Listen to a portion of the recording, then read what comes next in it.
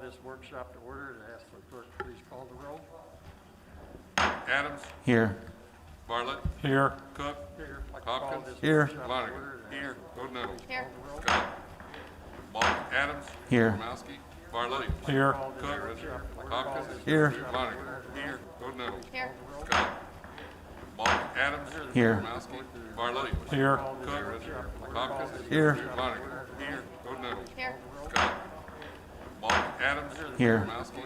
Bartlett. Here. Cook. Hopkins. Here. Flanagan. Here. O'Neill. Here. Scott. Ball. Adams. Here. Gromowski. The amendment we've got on the liquor ordinance is to allow. Is your microphone on? They can't hear on TV. How It's about on. that? Yeah.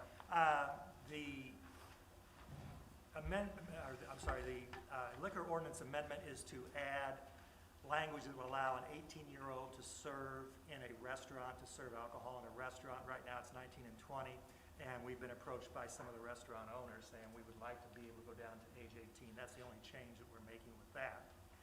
Wanted to update you too. We've got 2 liquor licenses, or 3, on the agenda for approval tonight. We are still putting together a subcategory in the Double C license that would be for the cork and barrel, is it, that's over here? It would be at a much reduced rate, much reduced fee, because she's not going to be open that often or that long of an hour, and it's going to be complementary to the business that she's doing. So we've looked at boutique-type licenses from other ordinances. I would think we'd be coming in somewhere between $250 and $400 for the cost of the license. It would be limited in hours when she would be open, wouldn't be open late at night. From what we've seen from some of these other ordinances, the space devoted to the alcohol side of her business would be limited in size. For example, 10 to 20% of her total area would be all where she could be storing alcohol or something like that. I know that she is looking for a license, and I have no problem at all with this, that would allow tastings there, that would allow purchase of wine and maybe craft beer if she has that for consumption on or off the premises. We'll put that together, and I want to get a little bit more information from her. It's not that we're trying to tailor it exactly for what she wants to do, but she might be kind of an example of what these types of businesses would be going forward. We've also come up with some information from Oak Park as to what they've done with a craft brewer's license. And they've got a couple different categories depending on how much beer you're producing at your location. What I hope to do between this meeting and next meeting is to put some of that into a format that makes some sense and get it out to you, then have discussion at the next meeting and go forward from there. Any questions at all on those, Brandon? So this latter would be a production and pour kind of license? The production Craft of, brew license, or yes. wine, or, because I know Mr. Meeks came to us with this Pico Brewery. And at that time, we didn't have one in place. And my suggestion is going to be, once we have these completed, for Oh, example. Mr. Meeks we're came to approving us with this second reading Pico for Double C Brewery. license. And at that time, we didn't have one in place. And my suggestion is going to be, once, allow her to convert that into the new classification, and if she has paid her fee by then, reduce it to the amount that she's going to have. Same thing, once we get the craft brewer license in place, exchange that for what Sean has if he wants to go that direction. Any other questions? That's all I have, Tom. City clerk report. I spoke to you last week, last meeting, about the administrative adjudication software, and after speaking to City Attorney Beard, we had a couple of questions. They got cleared up, and we're ready to move forward with that contract.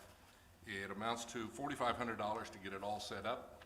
Like I told you before, Justware is no longer serving us, and we needed to go out and find somebody that would take care of things. So the cost per year after that is, Dan, you've got the numbers there on the It's 30. 3,000? Pardon? How much did you say last time? It was about 3,500. Yeah. Hold on just a second. 3,500. Yeah, the initial cost is $4,500. The annual recurring fees are $3,216, and that includes the ability for the hearing officer to basically electronically sign documents, so Amy doesn't have to sit here and sign everything that she's been doing in the past. So she was encouraged to hear that as well. And that is $2,200 less than what we're paying for Justware today. So even though it's $4,500 to get everything moved over to the new company and get trained and all that good stuff, we're still on an annual basis, we're going to save about $2,200. So with your permission, I'd like to go forward with that contract and get that started so that we're up and rolling probably by June. It'll take 30 to 60 days of training and moving all of the information over, migrating it over to the new software. So, and I've checked with the IT. He has no problem with it. It's going to be held off-site, so we're looking forward to getting moved over to Well, something Scott that's says it's gonna- good, I'm good, yeah. that's going to be supported, and that's the best thing. We haven't really had a lot of support from Justware. We've not needed a lot of support from them, but it's always nice if you do have an issue to have somebody to call, and right now we don't have that. So with your permission, we'll move forward.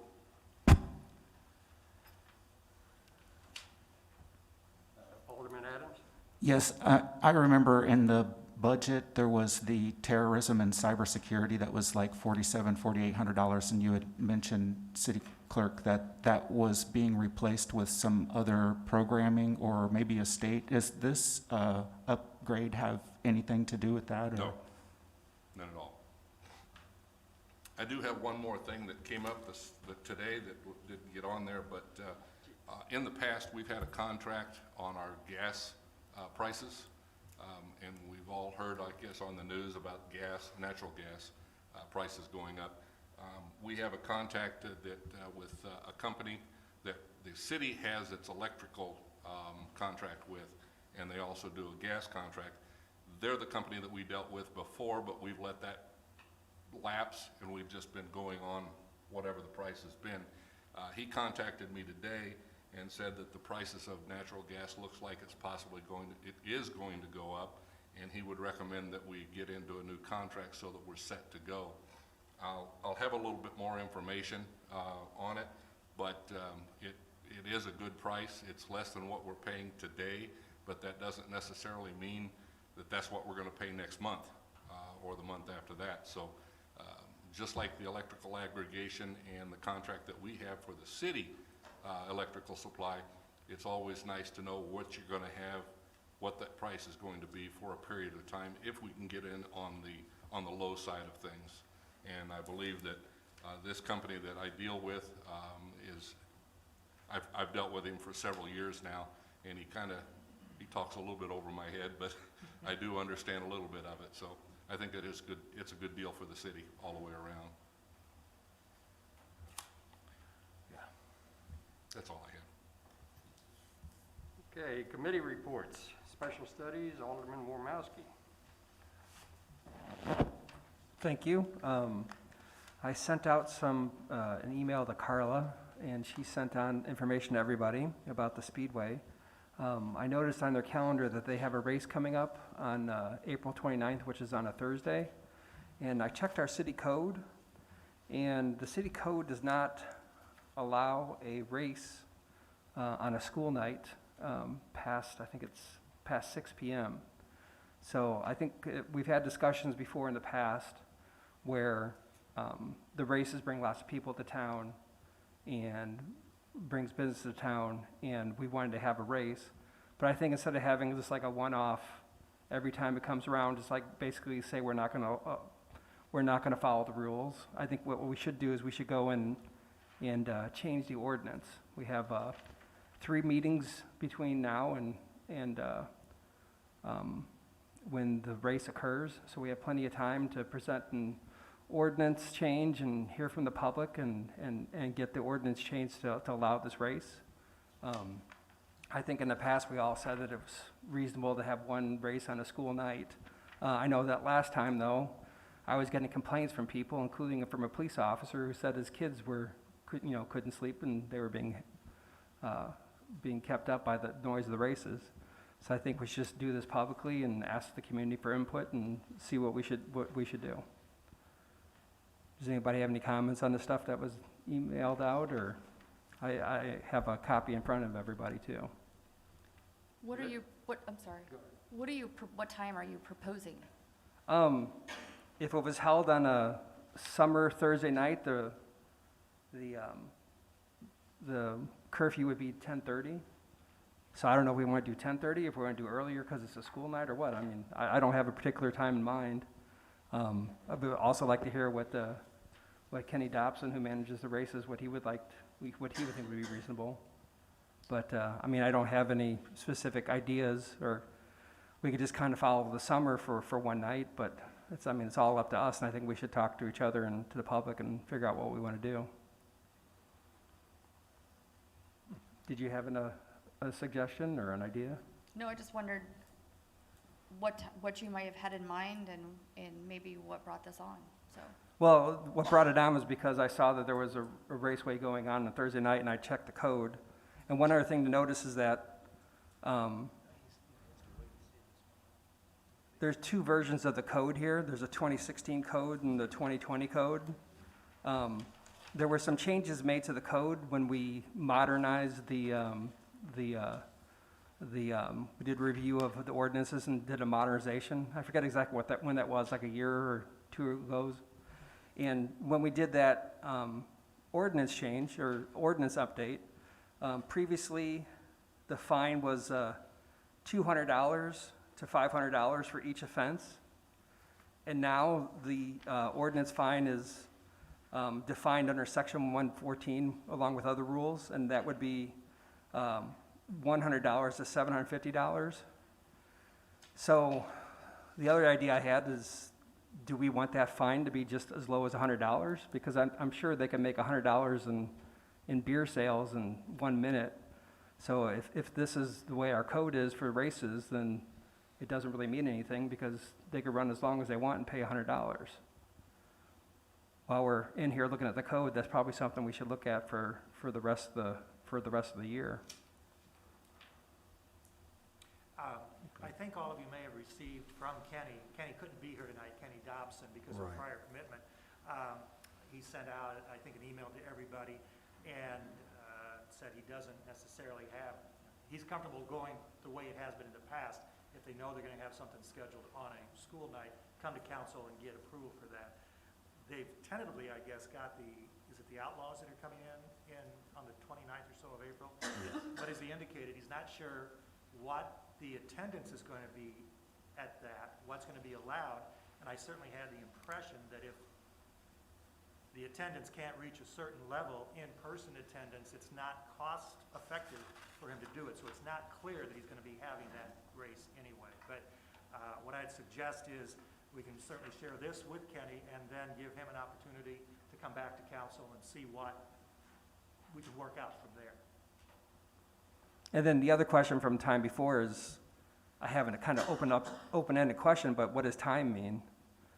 I mean, right now the rules are that the races, if you have to say like a summer race on a weekend, the race has to be over at 11, or the fine kicks in 11. But is that if a race starts after 11, or is it okay to start a race as long as it's before 11? And the other thing too is, like, if you run over like 10 minutes, shouldn't there be like some sort of cascading fine where if you start a race before 11, that's fine, or there needs to be a definition of what time is instead of leaving it up to. I mean, there's been no enforcement at all at the races. So, and Chief Mefford is here. Did you get my email about this? You said after the last time you came up with a system. Can you talk to Lewis about the system you have for enforcement? Sure. So we have lots of different systems, I guess we would call it. Some of them are policy procedure driven. Some of them are written directive driven, and other ones are just voice driven, which means in our staff meetings we will discuss things, how we're going to handle things, and that becomes kind of our unwritten rule of how we handle it. So with the racetrack, for instance, normally we don't just patrol around waiting for 11 o'clock to happen and then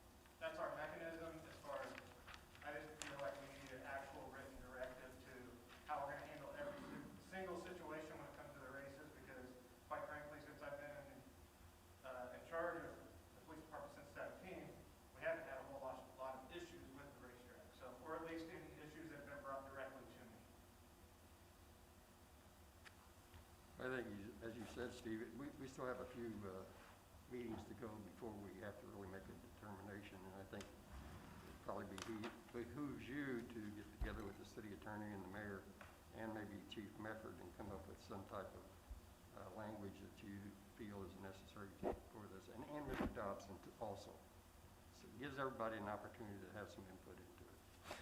Yeah, I would like to work with him. I would just like for the rules to be set, you know, for us to be clear in what the public, and give the public a chance to have input on it too. So. Understand, yes. Sounds like, I mean, you bring up some good points, Steve, but I agree with Attorney Beard. Needs to be, I don't know why it's never been brought up in committee. Run it through the committee. Get with Kenny Dobson. He'll be happy to sit down with you, sounds like, by his email and work out any issues. And sounds like Kenny's willing to work with you on this and wants a resolution just like you do. So run it through committee and bring it back to us.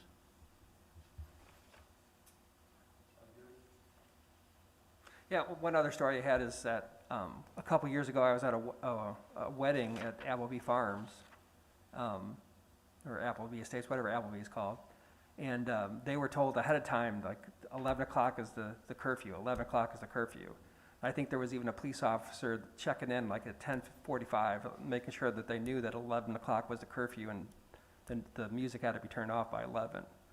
So, I mean, this is for someone's special event, you know, like a one-time thing, you know, and there was active communication and clear lines from the city. So I just think we have to do the same thing with this with the raceway. Sure, I think, you know, like Alderman Wonkel said, just let's run it through your committee and get the principals all together and talk about it. And I think Kenny wants a resolution, as Alderman Wonkel said, you know, and the city does too. So let's do it that way. Sound good? Any other discussion? Okay, utility, Alderman Wonkel. Thank you. We have one item tonight, discuss engineering proposal for Lake Mothestair and Lake Sediment Dam project. And Mr. Jamie Hedden with Benton, and I believe he has a guest with us tonight. I do. Destiny McClellan from Chicago is with me tonight. She's an intern that's going to be working with us this summer. We had the chance to get together this evening and kind of kick off that internship, so I said, might as well come to city council meeting, right? So she's either going to stay and enjoy it, or this will be her last day, one of the two. But if you didn't get a chance before the council meeting, if you don't mind, introduce yourself to her, maybe let her know what you do on the council. We're just trying to help them understand how council works, how projects get to go, and things like that. So, yeah, the services agreement tonight is a follow-up of the 319 grant agreement that was approved when Adam Fox was here the last time or the time before. The grant agreement was submitted to EPA, and the city received the freedom to go ahead and start using funds for that project. So we needed to get our engineering services agreement to match the grant award, which, as a reminder, was $350,000, 50% split, EPA funds and city funds. So the agreement is in conjunction with Jeff Beckler at Northwater Consultants as part of your watershed management crew. Has done a good job in the past. We've worked with Jeff on multiple projects and hope have continued success here. This agreement, about 19% of this one is Jeff at $65,500. He's doing things like wetland delineation, mitigation planning, anti-dag analysis, things like that. The Benton & Associates part will be more on project plans, survey, kind of boots on the ground type stuff, and then developing the plans to be ready for construction should the city want to go that route. This will be about a 2-year period, February, March of this year through about March of 2023.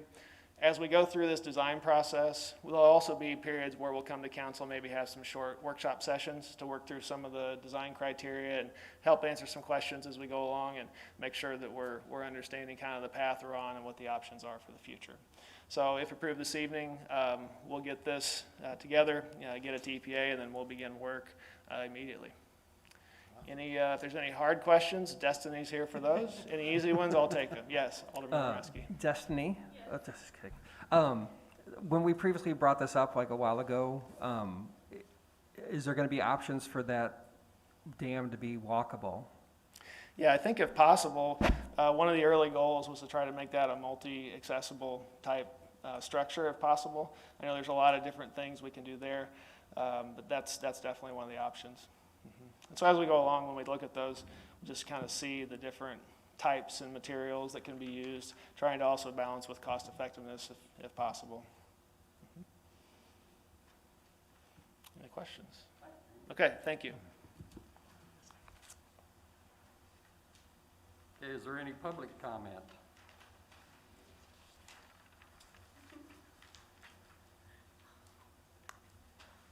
Hearing none, I'd ask for a motion to adjourn. Motion by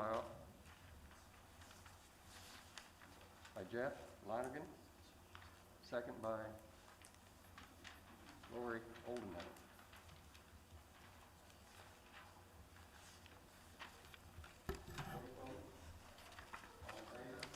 Aye. Can we do that at a workshop? Can we all say aye? That's a new thing. I didn't know it. New guy just kind of messes up everything. Man. Must be true, you can't teach little blows. Look, man, he's messing up the format here. That's okay. I'm glad he's. You're not sticking around, don't be critical of our new. I'm glad he's sitting there, not me. That's what I was about to say. So I'm like, all right.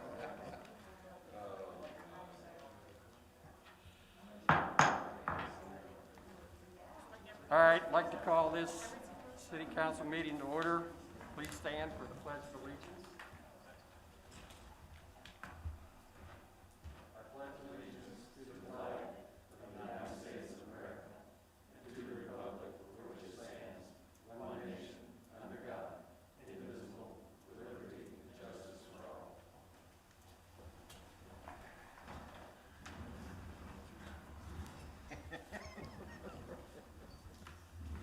I'd ask the clerk to please call the roll.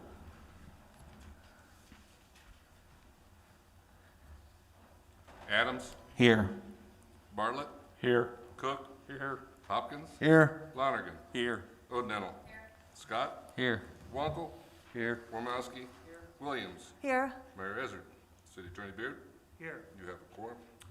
So at this point, it'd be in order for a motion for Don Cook to serve as acting mayor for this meeting. Jeff Lonergan, and second by Alderman Wankel. All those in favor signify by saying aye. Aye. Aye. Those opposed by nay. Guess so. All right, need a motion on the reading of the minutes. I so move. Second, Alderman Scott.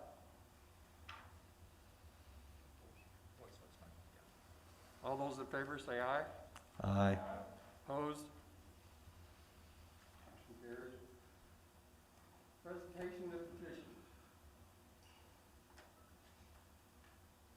No petitions, no communications, claims are in the hands of the alderman.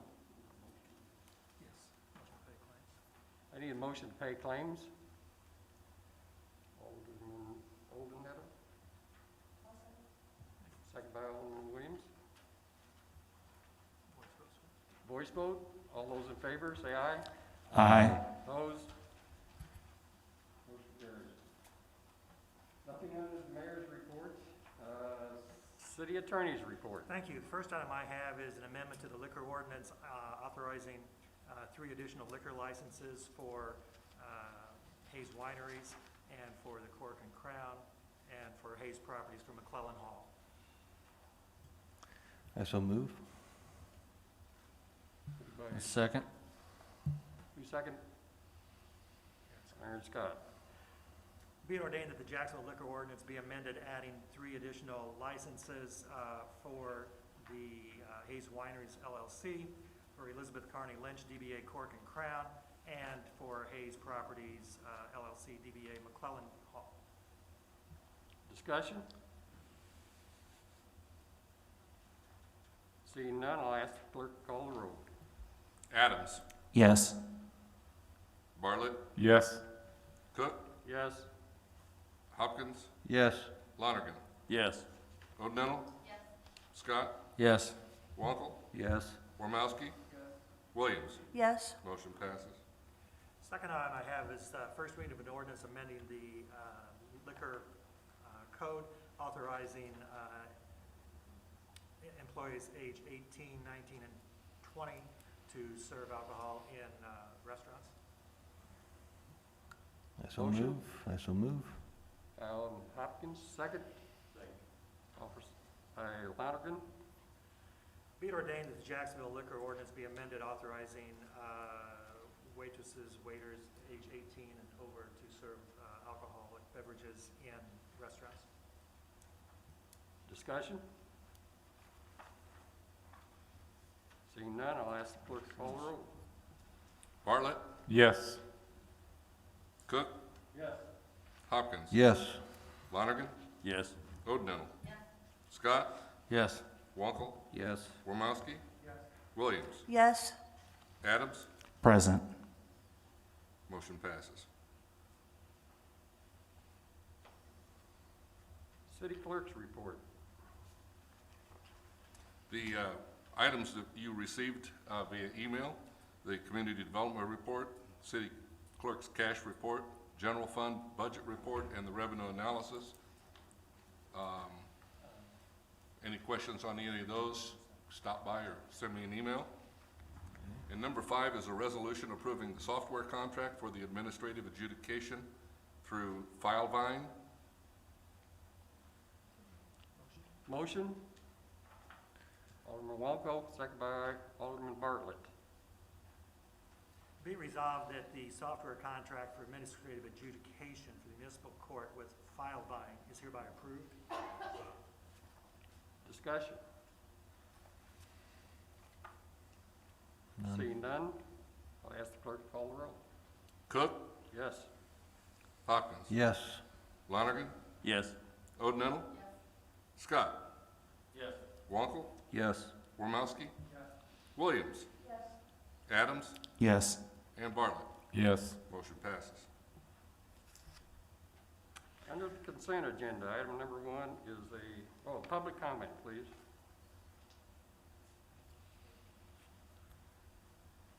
Hearing none, Actually, do you know, is there some way for people to do public comment if they're on the video feed, or is that not an option? Do you know what the law is for that? It may well be, we can check with Phil in the future and find out what that process is. I don't know that there is tonight, but we can check on that and see. Okay, thank you. under the consent agenda, item number 1, finance and personnel. Resolution authorizing payments from the general fund for services rendered. Parks and Lakes, nothing. Planning and Public Works, Special Studies, and Utility, Alderman Walpole. Thank you. 2 items tonight. Number 1, resolution authorizing payments from Waterworks and Sewages Project Fund for services rendered improvement projects. Number 2, resolution accepting engineering proposal for the Lake Milvistair In-Lake Sediment Dam Project. And I so move. I second. Any item to be removed for separate consideration? Seeing none, ask the clerk to call the roll. Hopkins. Yes. Lonergan. Yes. O'Donnell. Scott. Yes. Wankel. Wormowski. Williams. Adams. Yes. Bartlett. Yes. Cook. Motion passes. Committee reports, I see none. Any old business? Alderman Wormowski? You skipped over comment on the consent agenda, but I would just like to say I'm really appreciative to Benton Associates and everyone else working on the in-lake dam. Like I said before, that it's amazing that Jacksonville has a lake in town, and everything we can do to improve that feature for town would be great. And don't forget, pronounce it like movie star. Any other old business? New business? Alderman Adams? Yes, I was just wanting to follow up on the Rockford's Built for Zero. The homeless shelter is going to be ending this month in Jacksonville, and we should be looking forward to what we can do to get everything rolling before winter hits next year. So I'll be providing some information in the future. I just contacted the director from Built for Zero, and I'll be talking with her this coming week. So thank you. Thank you. Not necessarily new, but I did want to let the Parks and Lakes Committee know that we will have a meeting on Tuesday at 5 o'clock here. Thank you. Any other business? Motion for adjournment To executive to session. an executive session? And that's to discuss collective bargaining. I so move.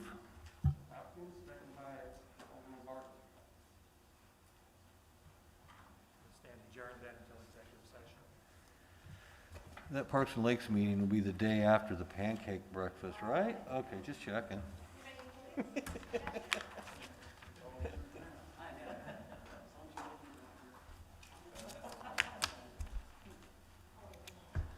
Thanks for coming. Now get those young kids slinging that beer.